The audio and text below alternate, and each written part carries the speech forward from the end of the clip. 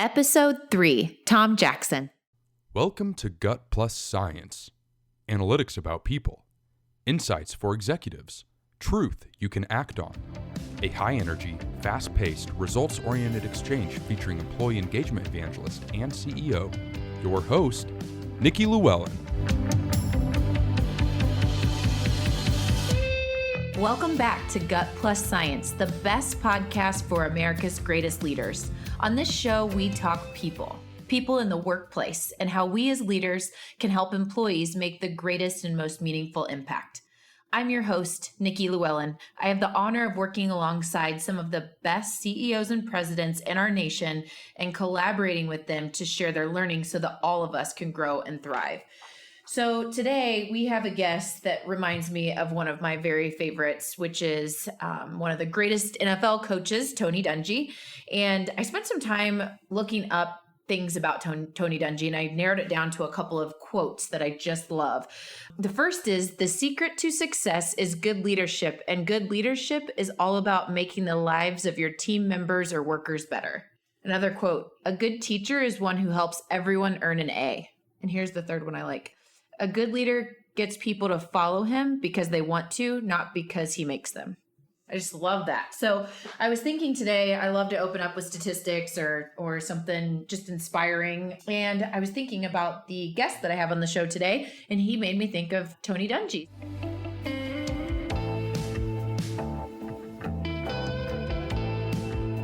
Are you still using pulse surveys? How about annual questionnaires? If your organization relies on either of these, it's time to discover Emplify.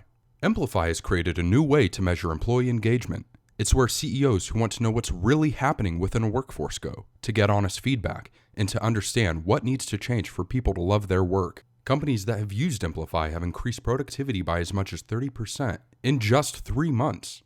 Best of all, it's not just data that Emplify provides. Executives get hands-on coaching with engagement specialists, people who know exactly what to do with the data. To see their latest research on employee engagement, visit Emplify.com. Today we are talking with Tom Jackson, president of Steel Encounters. What are you doing in real life to really move the needle and engage and retain your employees? Share those strategies. My key strategies, 5 of them, to engage and retain our employees are this. Number 1, we wanted to reach our employees where they are. We have 3 separate office buildings in Salt Lake and a fabrication facility in Salt Lake also. We have an office in Seattle, an office in Jacksonville, Arkansas, and a new office in Portland, Oregon, as well as employees scattered all over job sites in Hawaii and the Intermountain. And so with this diverse workforce on job sites and in offices, we decided that we would create an employee engagement app with all of our benefits and company information on it. And secondly, to motivate our people to download the app on their personal phones, we are reimbursing them $40 a month, or they can take a company iPhone and we'll pay for the program for them. And this has been a very effective way for us to communicate with our employees. Our second strategy is measuring employee engagement so that we can understand the areas of the company and issues that we need to work on to help our employees. And to do this, we engaged Emplify a year ago, and we've completed 4 quarters of employee engagement surveys where we have true metrics to understand how our employees are doing. Most business leaders, if you ask them what their key metrics are, will share financials, profit and loss statement, cash flow, things like that. That is important, and that is the most important measurement for a business. If you don't make money, you go out of business. But I also believe the other key metric is understanding and measuring employee engagement. My third strategy is to meet employees' needs. And what I mean by this is assisting employees when they're having difficulty with life's troubles that happen to everyone. And so we hired an employee assistance company or employee assistance program, which we've loaded on our app. Our employees can call them directly for free. We pay for this to get help with life's issues. Maybe if there's a death in the family and they are dealing with grief, or if they want marriage counseling or financial counseling or other types of help, they can call that number and with anonymity, get help. My fourth strategy is an employee development program. And this is training opportunities that we offer to supervisors and managers on how to help their people and to do a good job running the business, as well as we've created an online, what I call Steel Encounters University, where our trainings and classes are recorded and employees can access it through an iPhone or through an iPad and see videos and tapes of previous training. My last one, and this is the most exciting one, I think, the most impactful, is branding company culture. And to do this, we've done a number of things. I'm a traditionalist. We have traditions throughout the year. We go to an amusement park. We cook hamburgers in the parking lot at the beginning of summer and pancakes at the end of summer. And we've taken our employees to a bowling alley for our holiday party. We've done this for several years now. Employees love it, and it gives them opportunity to have fellowship together. Well, recently we created a video and we asked our employees to share with us what they loved about our culture, our traditions, and what they like about working at Steel Encounters. I had no idea how impactful this video is. So by branding company culture, this is what is shared within the company and outside the company by our employees themselves. If you want to see that, it's called I Love Steel Encounters and it's on YouTube. That video is incredible. Thank you. So, Tom, I'd love for you to dive in just a little bit to when you've measured engagement and then found areas that have been challenges or opportunities. I like to say opportunities because you dive in to be able to see what you can do better, and it might look like a challenge or a hurdle. What's been the greatest one, and what have you seen like progress on because you've taken some action on it, and what are some other areas that you're still working through that data that you've been able to find this information? I would say there's a couple of things, but the first was gaining the employees' trust. And what I mean by this, in our early surveys, we had maybe a 60% participation. In our last survey, we were well over 80%. So people were concerned about giving feedback to management. And so as the year has gone by since we began this, my communication with the employees is, please tell us what you need and how you feel about your work and about management and the company. I need unvarnished feedback. Let's not do this survey just to create great numbers, but to share with me how you're doing at work. So some of the things that I've learned over this last year, number one is to be more transparent, to be real, to tell people my concerns and even my feelings about how we're doing, and being approachable. And I think that those couple of strategies have really brought people a long ways and managers a long ways in communicating and understanding how their employees feel about them and about our company. That's incredible. And then when you decided to do the video as part of your branding your company culture, and you hear people saying, I don't know what I'd do if I didn't have this place. It's like my foundation for friends and what I love to do. It's like, wow, can't even imagine watching that later and then hearing those comments because of I think so much of it is due to that authenticity strategy that you have, that people just, it's like, this isn't where I come and I go to work. This is where I come and I go to work and I build friendships and I have fun and I enjoy what I'm doing and I feel meaningful. It's all that, all in one, which is just, you could just see that alive in that video. So cool. Tom, I want you to talk for just a minute because you had mentioned EAP and it was my very first job. So out of school, my very first job, and this has been a while ago now, about probably 14 years, was in EAP, Employee Assistance Programs. And I was so excited to see that that was one of your 5. And you said that is now tied into your mobile app, which you're just loving the mobile app because that helps all of your people be able to easily connect and you to connect with them. Tell me more. It sounds like you've got a big heart for this EAP program. For people out there, leaders out there that might not know about it or thought EAP was maybe dead, like they didn't think it was around anymore or something, just explain a little bit more about how that works and what that's doing for your people. Well, the Employee Assistance Program it's a service that our employees can contact, and I would never know who is calling them and asking them for help. But many employees have come up and thanked me. I can think of 3 individuals last year that were suffering grief from a loss of a parent. But all 3 of these employees came up to me and thanked me and said they don't know how they would have gotten through life after the loss of a parent without having that professional counselor to go talk to be able to share their feelings and get it out. Our EAP also offers a Dave Ramsey course. They have a marriage counseling and marriage or relationship reconciliation classes that are held on Saturdays. And, sometimes somebody may need somebody just to talk to that's not related to them, a family member, or, they just want a little more privacy to be able to talk to somebody. I think that's been very, very impactful in helping our people deal with life. Being in that world in my background and training or school, I have an undergrad and graduate degree in mental health. So I very much can empathize with, the things that throw us off as human beings that are, family related or, mental health related or situational issues.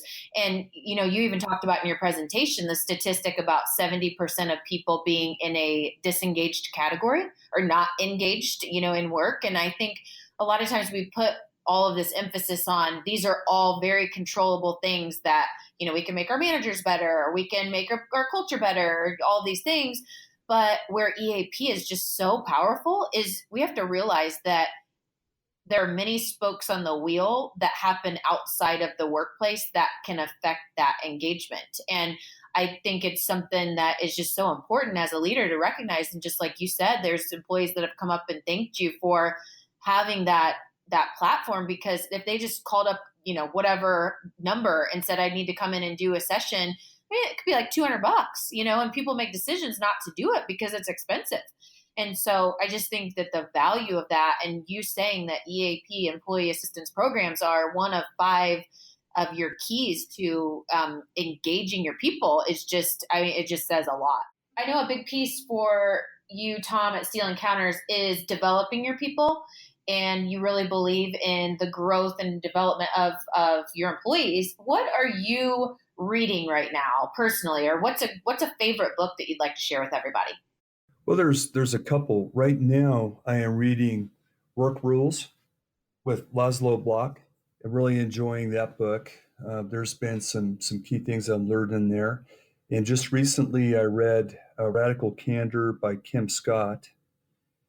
And then another book, and this one was very, very impactful for me also, is Love Works by Joel Manby. I've not heard of that. Those are probably my 3 recent reads. There's also one other one, Catalytic Coaching, which I'm employing right now with my direct reports. I meet with them every 2 weeks for 2 hours. I have 7 managers that report directly to me. We spend an hour talking about business, and we spend an hour talking about their personal growth, goals, goals for work, goals for their education, and goals for their personal life. And my drive in this is that those 7 people can affect many people within the company. Besides, I care about them very much as individuals, but if they grow, they can help the people that work for them grow. Awesome. Okay, here's my first questions when it comes to leaders. Let's say when you're recruiting for your team of leaders, your direct reports, what are the key attributes, or what are some key things that you could teach our listeners that you look for first? Well, I think that the first most important is that I look for people that are teachable. They're humble enough that positive or negative feedback they can put to use in their life. I want to encourage people, but I also would like people that I can talk to with radical candor that can that can take that and can apply something for their own personal growth. The other things, and you'd say this in any organization probably, but I look for people that do what they say they're going to do. They have integrity. They keep their word. They are hungry to learn. They're hungry to learn about our trade, the technical side of it, but they're also hungry to learn to be better managers. I think that's a very important attribute. And people that really love what we do. The construction and of these complicated buildings that we work on, they love the trade part of it, and they like working with people, and they can motivate their team. Yeah, I think a good leader can see what needs to happen and can organize and motivate and lead a team to attack the problem or make a plan to build a complicated building and be successful. And those are the kinds of leaders that I want working for me. You talked a lot about one of the keys to engagement was being able to meet your people where they are from a communication standpoint. You're doing all these incentives to help make sure that everybody can get on the same page with that, is what I was hearing you say. So I know so many people say our greatest challenge is having a remote workforce. We don't see, touch, and feel them all the time. And from what you said, Tom, you are empowering your leaders to then empower the rest of your people. And so how do you do that? Like, what are some keys to building the managers that are out in the field affecting the frontline employees that are out doing the work? Like, what are your tips on that? In previous positions that I had at Steel Encounters as construction manager and operations manager, we put together a field manual for our field leaders with answers for difficult issues that they may encounter on a project and procedures to overcome those issues. And so we have training for our field supervisors where that manual is reviewed, and there's also other training that they're given. And they receive probably 6 or 8 trainings a year, which we record, and they're available to them to go back and listen to on their iPhones and iPads. So that's just part of the training portion of that. But for me to engage with them directly, I have a monthly safety meeting where those key field leaders come in and they meet with me and my safety director, and we talk about the issues and problems that they're having on their job site. And the most important thing from a construction company culture or any company is employee safety. We want our employees going home safe at night. And they know that from me, that there were no nonsense about that. But going further into engagement with the people on the job sites, I love to go to the job sites. That's where I feel the most comfortable and home. What I like to do is be there at the start of the morning. Our men do a stretch and flex. They warm up, they go through a set of exercises to help warm up their bodies and get stretched out so that they are not injured. Right after that stretch and flex, I like to talk to them. I like to thank them for their hard work. I love to tell them how our customers view our company through the eyes of looking at them on the job site, how they act, how professional they are, how well they can keep our schedule, how safe they are, and most importantly, well, not as important as safety, but the quality of the work and the service that we provide to our customers. They need to hear how important they are to our success as a company. And they love to hear that. It matters to them very, very much. The other thing I like to tell them is everything they do matters to me personally. Even if it's a boring task, it still matters that they do it well. And they seem to appreciate that. I think that's warmest response I get from our people is talking to them on the job site and offering that encouragement. I wish I could do it more often. I try to make every job site about once every 3 months if I can do it. But it's an encouraging moment, and I just love to hear their stories of the people that are performing the work for us.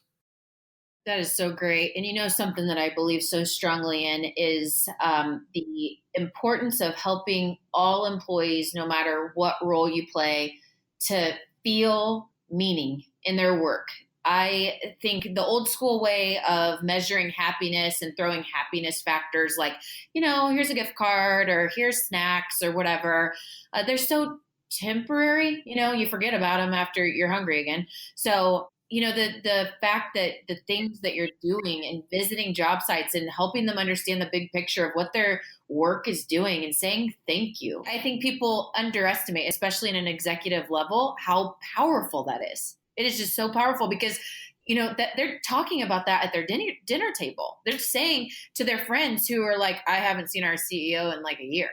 They're saying, yeah, he was hanging out with us today doing stretches. Like, it's just such a big deal. And I think that the more that we help our leaders, in America, realize that 5 minutes of their presence can go such a long way. Such a long way. And meaning is everything. Helping employees find meaning. They don't leave for $10 an hour versus, even $1, or whatever, when they feel that. That is the key. And that's just so neat. So I have as a recurring calendar appointment every Friday at 10:30, I have a reminder that pops up on my computer. And that is I take out a note card and I seek input from people within the company. But I like to send a card to somebody and just thank them, tell them I'm grateful for an extraordinary effort that they made, or that somebody actually took the time to do something that maybe they wouldn't have normally been noticed for. And I like to include in that card, it's not a great amount on a gift card, but I like to give out gift cards for them to have some kind of experience. Maybe it's movie tickets or a dinner. But I think that if they go out and they remember that that came from me and from the company, they may remember that experience more than they would if I just gave them a monetary gift at the moment.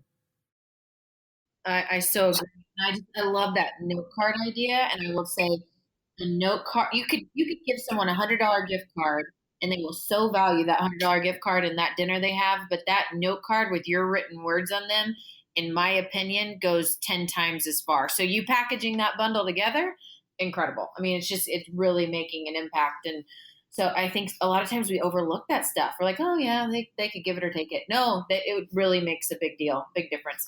Tom, we are running out of time and I wish we could talk all day, but I'm going to end with one more question. And then I'll ask you if you have anything that you just want to add to make sure that we're getting the word out about this great information that you have to share. Tom, here's my question. What does the future of Steel Encounters look like? And how do you see what you're going to have to do to shift either the culture or shift the organization to get to the next level? Or is it a maintenance thing on where you're at right now? Like, how do you go from where you are now to where you want to be with your people?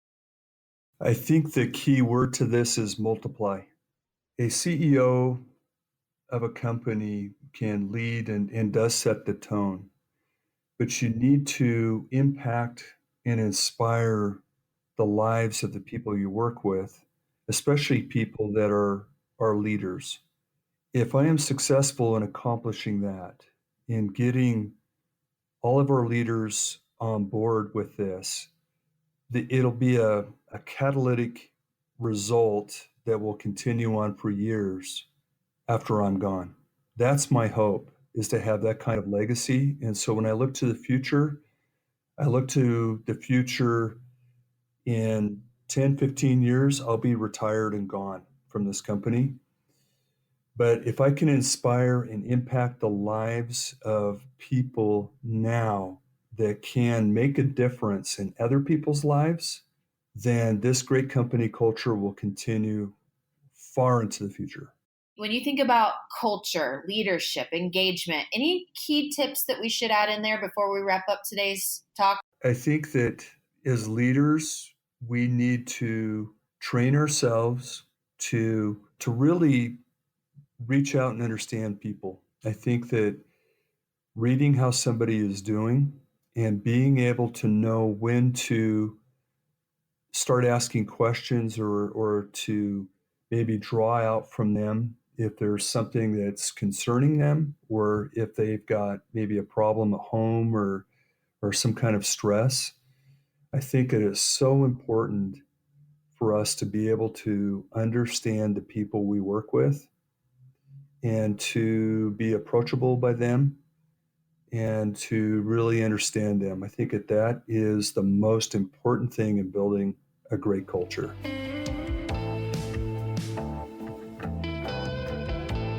In our conversations with CEOs and hiring managers, we hear they're frustrated with traditional recruiting. From outrageous fees to focusing on candidates before clients, the process was broken and needed to be fixed. Enter Titus Talent. Titus Talent Strategies serves its clients using passionate people, a proven process, and unparalleled performance. Oh, and did we mention they guarantee the performance of their candidates for 12 months? If you want to learn how they're disrupting the recruitment space, head over to titustalent.com. That's TITUSTALENT.com. All right, guys, this brings us to our Truth You Can Act On section, which is a great place to be able to jot down a couple of key takeaways that you'll bring to your office or share with a friend and inspire them to go do some good with what we've learned here today. So, chock full 20 minutes of learning from Tom, and here's my key takeaways. Authenticity in vulnerability is key. So it's so important as leaders to dumb it down or take off the suit and tie and be authentic and just connect with employees as human beings, human being to human being, and really just having great human interaction to truly build those relationships. It's hard to do because it's this balancing act, I think, for a lot of us that are in leadership roles of, we want to make sure to walk the fine line on keeping things professional and we don't want anyone to worry if there's things going on that we really want to share about, but don't want to, cause any worry or rumors to get started or whatever, all of those things. Yes, absolutely. Keep those in mind. But just remember, the more authentic you are as a leader and just spending one-on-one time connecting with people, the better, and just really sharing your journey. Second thing, checking in and spending time with your team members, talking through their personal growth journey and their challenges as much as their professional growth stuff. So if you had a 2-hour meeting, the thought of breaking that in half and spending just as much time on helping them develop themselves as an individual in all the other areas of their life, as important as growing professionally and meeting the goals of your business.